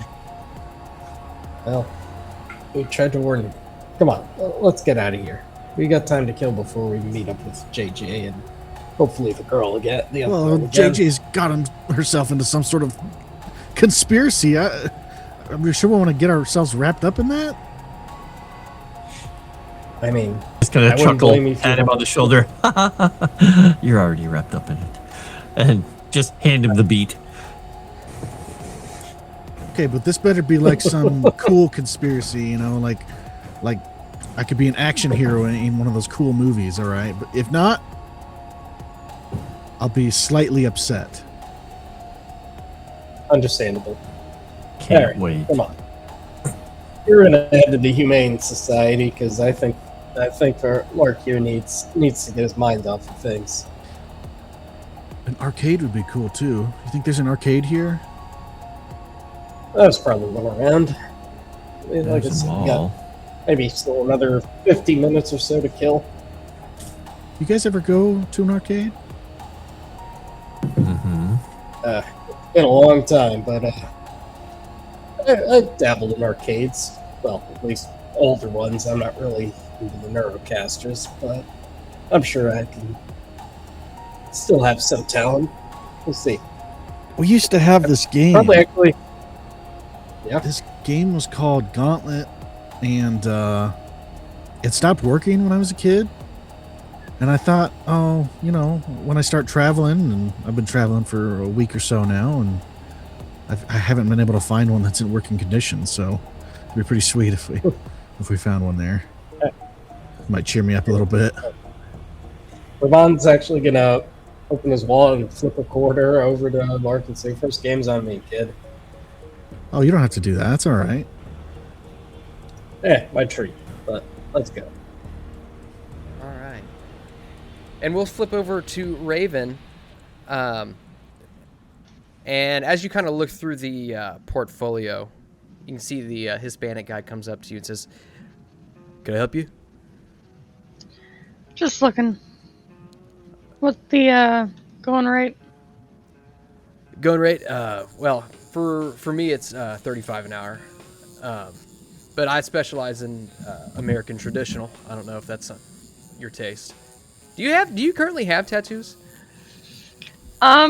Probably just a couple, but she is always wearing her jacket, so most people wouldn't see them. Okay. And what kind of stuff are you looking for? Not real sure. I like birds, but You like birds? All right. maybe roses. I don't know.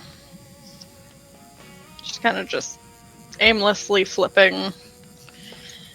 He says, he's like, here, he like kind of puts his hand on the portfolio book. He's like, do you mind? Go ahead. And he flips over a couple of pages. You can see one of them's kind of marked. You can see the name is like separated off. He's got a little piece of paper tag. It says Jose on it.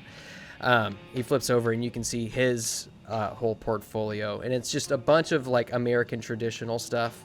You can see he does do quite a few flowers. He does quite a few birds. But he does a lot of military themed stuff too.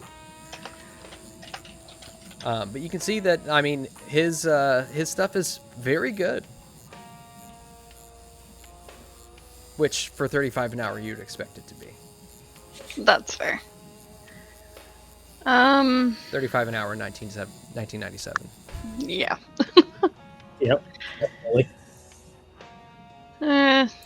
Give me a few more minutes to peruse, and I'll make up my mind. Yeah, of course, man. Take your time. And you see he pulls a pack of cigarettes out of his breast pocket and like taps it on his hand and walks out the front. All right.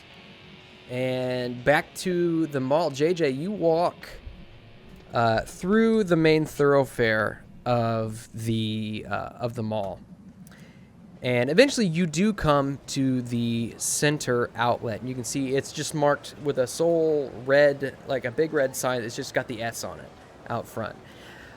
What marks you as odd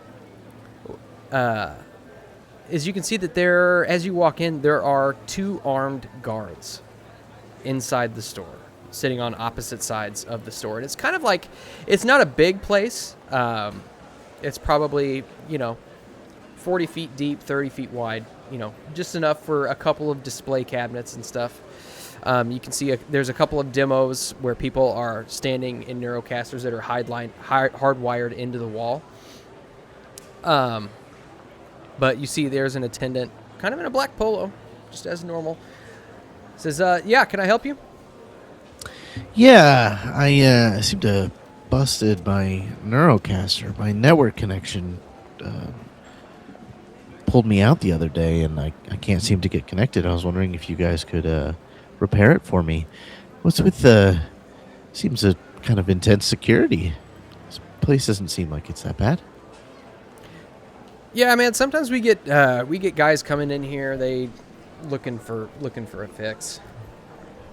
People try to steal these neurocasters and stuff. There's some people who will break them apart, trying to take components out of it, break it down, and stuff. I don't know a whole lot about it, but apparently there's something inside of it that I don't know. People shoot up or something. I don't know. But here, let me take a look at that. Yeah, please. So yeah, your network receiver's bad. Well, let's see. This is gonna be. It's probably gonna take me a couple hours to do. New network receiver. I mean, we're probably looking at. It's gonna be probably a $50 job.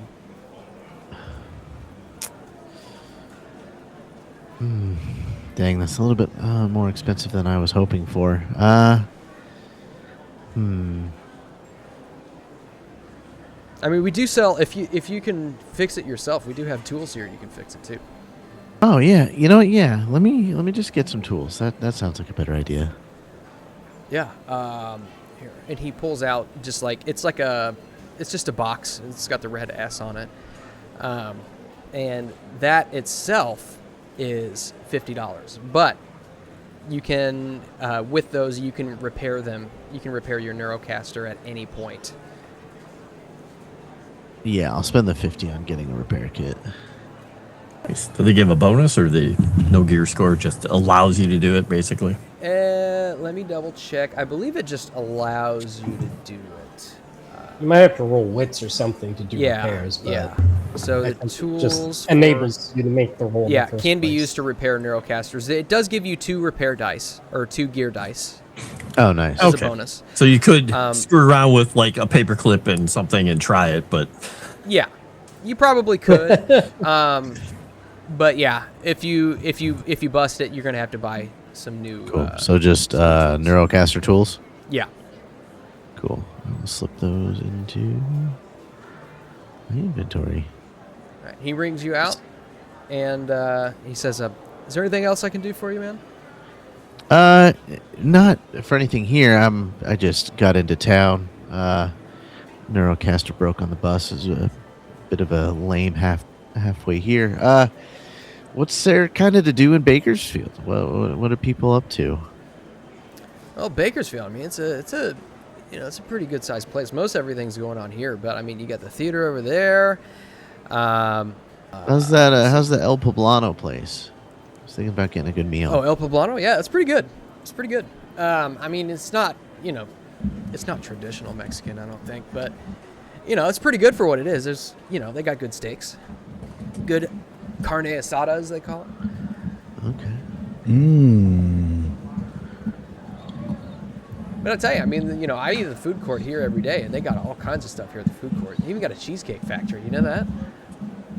Oh wow, Cheesecake Factory. Wow. And then I also want to press him for information about Sentre. Okay. Any new updates I should be aware of? It's been a while since I've been in a place to update my neurocaster, kind of stuff like that. He tells you that so long as you're updated to mode 6, then you should be good. Okay. My mom got me a Cheesecake Factory card once. It was like $100 or something. Mm-hmm. There was no Cheesecake Factory next to me, unfortunately. She didn't know that at the time. Waited a year, it expired, and then I moved. Ouch. Right after.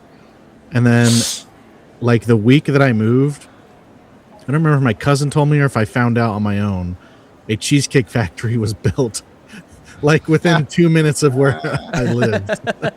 Oh, gosh. Hilarious. Let me ask you this, Moss. Any arcade we come across, can I just roll something, like a D100 or something, to see if there's a working Gauntlet arcade in there? Sure. Sure, yeah. So basically, that way we don't have to role play like us going in and trying to find it. And. Yeah. So are you yourself going to the mall? I lost the map. I don't know how to pull the map back up. But if it's on the way to the it's definitely on the way. So we can go through the mall to get to the Humane Society. Mm-hmm. Yeah. So yeah, I think so. Okay, cool. All right. So, with Lark and is Major Ramon, you guys are together? Yeah, and I think Roxie's following us, kind of. She is. She's trying to price out used cars, so I don't know if she's just using her phone and looking. I know there's a used car place, but she's just looking to see if there's any kind of things listed nearby. Yeah. Is anybody selling anything crappy? But Grandma only used it on the weekends. Yeah, you can see. So if you can find some sort of a semblance of maybe like an auto trader or something like that. Okay. You can see that actually Barker's. Is it Barker's Auto Service or Barker's Auto Sales? Used auto sales. Yep. They actually have a full page ad. Oh, great. Okay. And, Because she doesn't want to go over to the place necessarily. She's just blindly following them through the mall, hoping she doesn't lose them while she's looking at it. Yeah, you can see that they've got a couple of large, they got a couple of vehicles, a couple of motorcycles actually, a 1996 Suzuki GSF 600N, which is a Bandit, which is basically it's a crotch rock. It's a really fast motorcycle for $2,500. 70 miles per gallon on this bad boy. 1982 Harley Davidson Flight or FLHT 1340 with sidecar is $2,000. I'm sold. They got a 78 Malibu, which is $5,000. An 85 Silverado for $8,000, and an 87 Buick GNX or Grand National for $8,000. And they also have a 1995 Ford Aerostar with a very strange custom paint job for $12,000. They don't have a junker car for $500. Well, we're basically out of the price range. She's like, she's kind of like doing the Tobey Maguire. No. What's the lower? Oh no, I could wrestle for money to get a car. Wait a second. Only if you take your clothes off first. It gives you a phone number. It gives you a phone number on the ad for any inquiries. Okay. Well, she's gonna call while they're going through, just trying to find out if there's anything at rock bottom price range Oh, that here you they're go. not advertising. I give Roxy the quarter that Alex gave him for the phone call. She's just puts it in the coat pocket. You don't have a cell phone, do you? His quarter's not going to pass between everyone in the party. Yeah. All right. You can call them with that, right? It's only a quarter. Mm-hmm. And so you give them a call. Once we find a phone. Yeah, we'll say that there's probably a payphone just Okay, mounted good. to the outside of the mall, or there's probably a whole row of payphones just inside. You walk into the mall Sweet. and you can see that there's the food court just beyond the main entrance with a bunch of different stuff. But there is a whole row of payphones, and there's a couple of people just kind of standing there talking on payphones, but you feel like you could maybe get some sort of privacy on it if you call. Sure. Oh, sweet, there's a Chick-fil-A, but it's Sunday. No! Actually, if you're curious, I actually went and built out like the entire mall because I don't know Nice. why I got fixated on it. But the food court itself, this is the Valley Plaza Mall, and the food court itself has a Sbarro, a Kenny Rogers Roasters, Hot Dog on a Stick, Taco Bell Express, Panda Express, Cinnabon, A&W, Baskin Robbins, Orange Julius, Subway, Dairy Queen, and Cheesecake Factory. We just ate an hour ago. We don't need to eat again. What's a Taco Bell Express? What? Isn't it already fast food? You would think. It's like a mini menu. Faster. This is faster Oh, Yeah, faster. wow. Everything Fast comes out of a little squirt gun. Just there you go. Full dehydrated packets. Just add water. I like it. So you make the phone call, you call over, it rings a couple times, and eventually somebody picks up the phone. Barker's Auto Sales. This is Bob. Hey, Bob. I'm looking for the cheapest car you could possibly imagine. Do you have anything that's not in your ad that, budget friendly? She's just gonna say hopefully. Well, I mean, we may have a couple of things. What exactly are you looking for? Need something that can seat, I don't know. She's just gonna look over at the group. At least 5, maybe 6. Seat 5 or 6? We got a couple Doesn't of things. have to be pretty. Could be, maybe a minivan is what you're looking for. What kind of mileage are you looking for? If more miles means it's cheaper, then more miles. Let me ask, and I'm sorry, I didn't catch your name. What's your name? Roxie. Roxie. Okay, let me ask you a question. Say if I were to sell you a car for $500 and it broke down on the side of the road 2 miles away from here, would it have been worth that $500? Yeah. Technically, yes, it would. It holds gas, right? We can put gas in it. We can go. What if I told you you didn't have to worry about money? We got good people over at the First Pacifica Community Bank. They can help you out.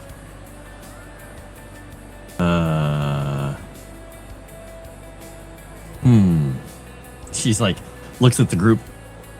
Yeah, I think I'm gonna have to come on over then.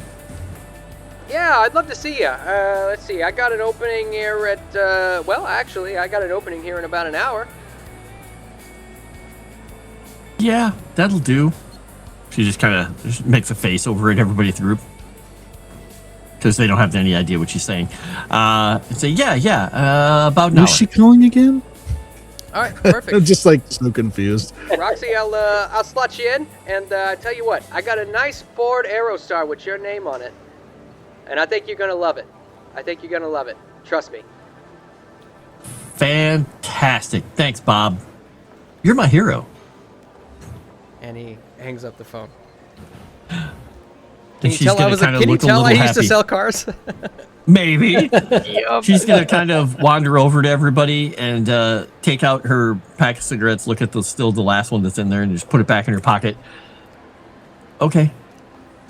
What are you going to do? Play cart? No. Kittens? No, you're looking for a dog. Well, right? I mean, well, all right. Let's sit down for a second. I got to collect myself. First of all,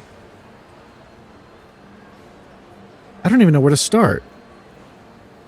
He just sits there for like a minute thinking. Vizzini always says, when you run into a problem, you go back to the beginning. So, all right, we'll start with this. What's going on? Why are those people after us? And then second question, why did we just let Raven go off on her own if we know people are after us? Because if they're after us, they'll be after her too, right? Third question, should we go get Raven? Fourth question, are we like a group now? Fifth question, do you think they have Gauntlet at the arcade? Fifth question, probably. I mean, it's everywhere. Fourth question, could go get her. Third question, she's going to wander off no matter what she wants anyway. Second question, I'm getting a little murky on what they were. But I think we're a group. I don't remember where I'm at in the questions. And they're kind of after me and maybe JJ because they saw us with that kid's disc. Okay, well, full disclosure, I would prefer to be following Raven for personal reasons. I'm not a stalker like Tom or anything, but let's just say... Or Matt. Or Matt, yeah. There's something that she... I'll just leave it at that. I'm not a stalker, I promise. Look over Major Roman. I mean, the way I see it, they already know my face. I'm already stuck in all this, and I probably trust you people more than I do the corporations. You're not ever wearing your gun, right? It's in your bag, right? At the moment, it's in my bag, Okay. yeah. Okay. Roxy's just gonna kind of give you permit for a that, right? slightly nervous look, but yeah, we should probably find JJ. We should probably find Raven. They may know. Ooh, I might have to find Matt too. Well, I just made an appointment to go talk to the guy over at the used auto place. He might have a piece of crap vehicle for $500 if we can scrape together money. We might need to get out of here because they know the bus, and we might need to get out of here. Lark just takes his shoe off and pulls out 500 cash. I've got 500 right here. He's got the boot fund. She's just gonna close her eyes and like pinch the bridge of her nose. You might want to put that back in your shoe. All right. And so at this point, Raven, have you decided what you're gonna get, or if you're gonna get anything? She'll kind of just ask if he could add to a tattoo that she has, because I think she's got like a kind of like a tree with a bunch of ravens in it, like a bear tree. And see if he could do it for like $5-10. A bear tree? Is that like a tree with a bear head on it? No, tree without leaves. I know. Okay. Yes. What do you? She doesn't have foot money to throw around, Lark. She's. What do you want to add to it? Just another bird. Another bird. Okay. Yeah. Go ahead and give me an empathy roll. Cool.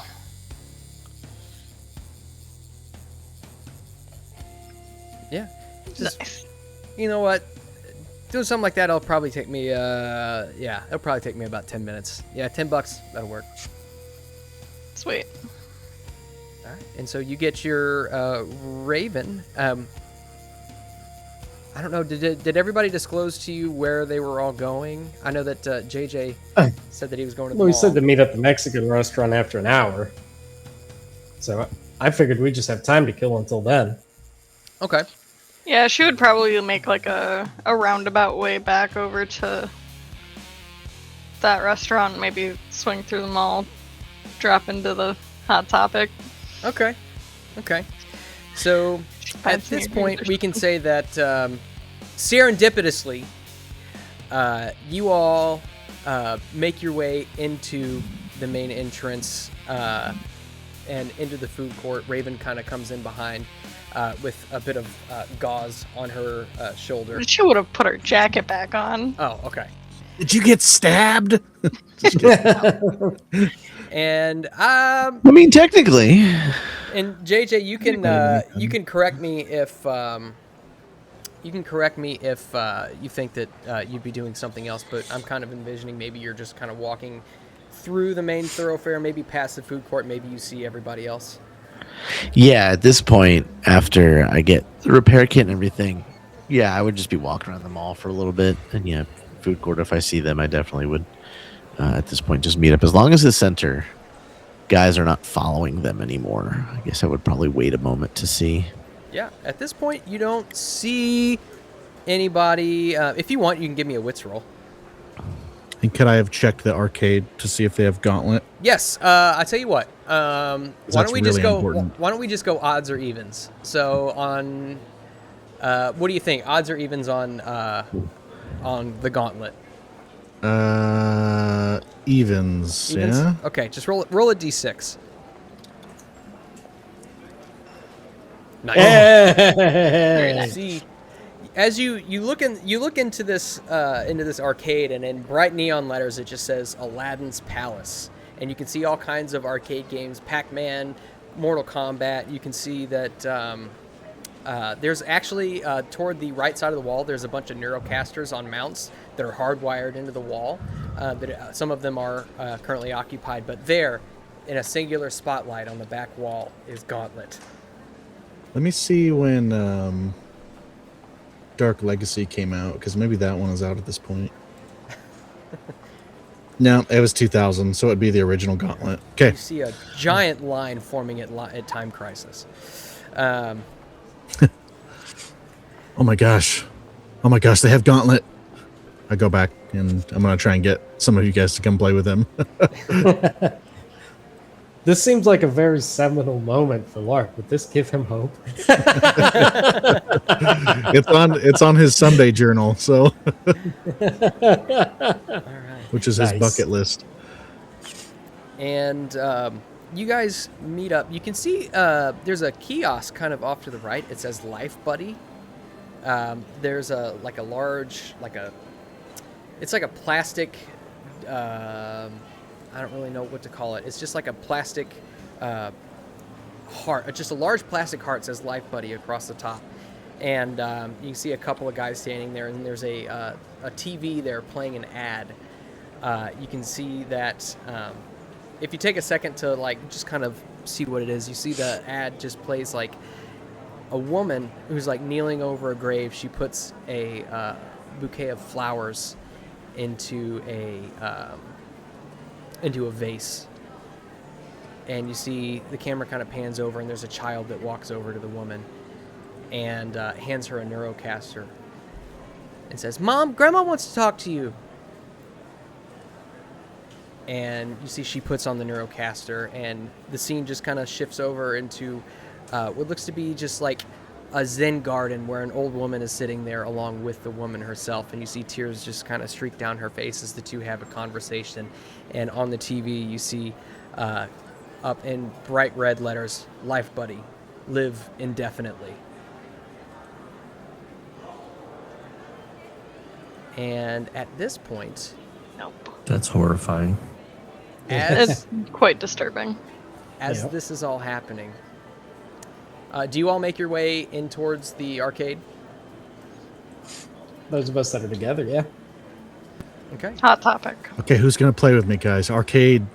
All right, I'll join you, Lark. Have you ever played before? I've played on some old cabinets. Like I said, I don't really do this new Neurocaster stuff, but I know how to work my way around a cabinet. You know, I heard they're making a new one called Gauntlet Legends. It's coming out in a year or two. Huh. All right.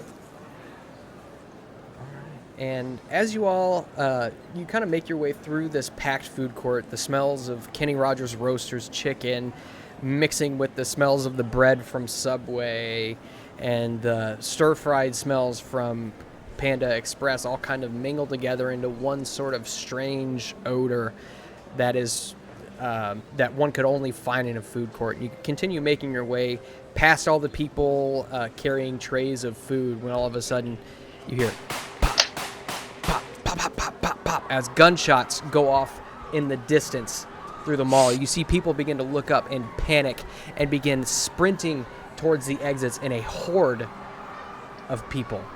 Oh, there's fireworks somewhere. And that is where we are going to leave off this session.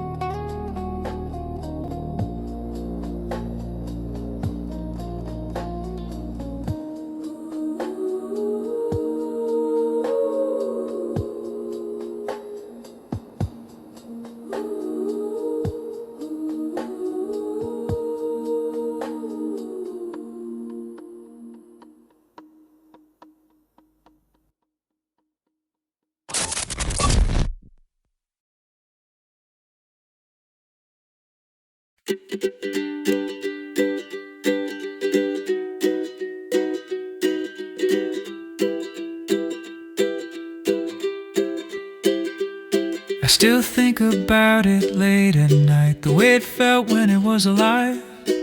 How time would disappear with it, how easy it was to stay inside. I miss the sound, I miss the glow, the way it asked me to begin. And every day the truth I know, I won't find it how it's been.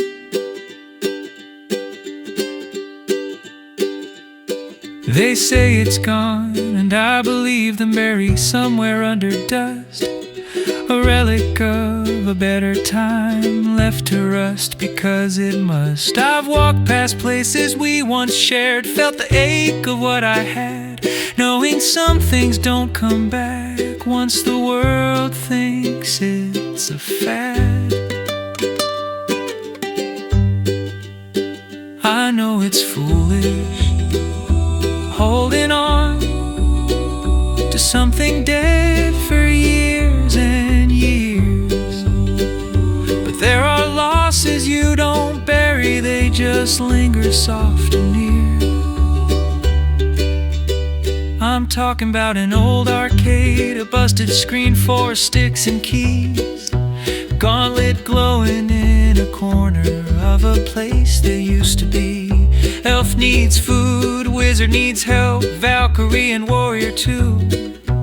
And I never beat the darn thing, 'cause I never had enough of you. I just wanna find a gauntlet machine that works, hear the clack of buttons, feel the noise and dirt, lose a couple hours, lose a couple lives, standing shoulder to shoulder just trying to survive.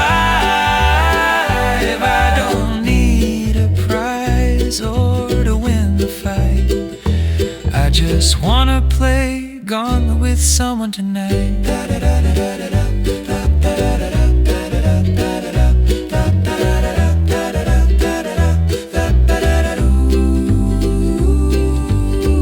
Maybe it's not just the cabinet or the pixels burning out. Maybe it's the way we stood so close and figured things out loud. 4 heroes on the same screen, same goals, same failing plan. Turns out what I really miss was playing next to someone's hand. So if you ever see one humming somewhere down the line, still taking quarters, still asking for your time, call me over, I'll be there in a heartbeat span. We'll save the village, die together, yeah.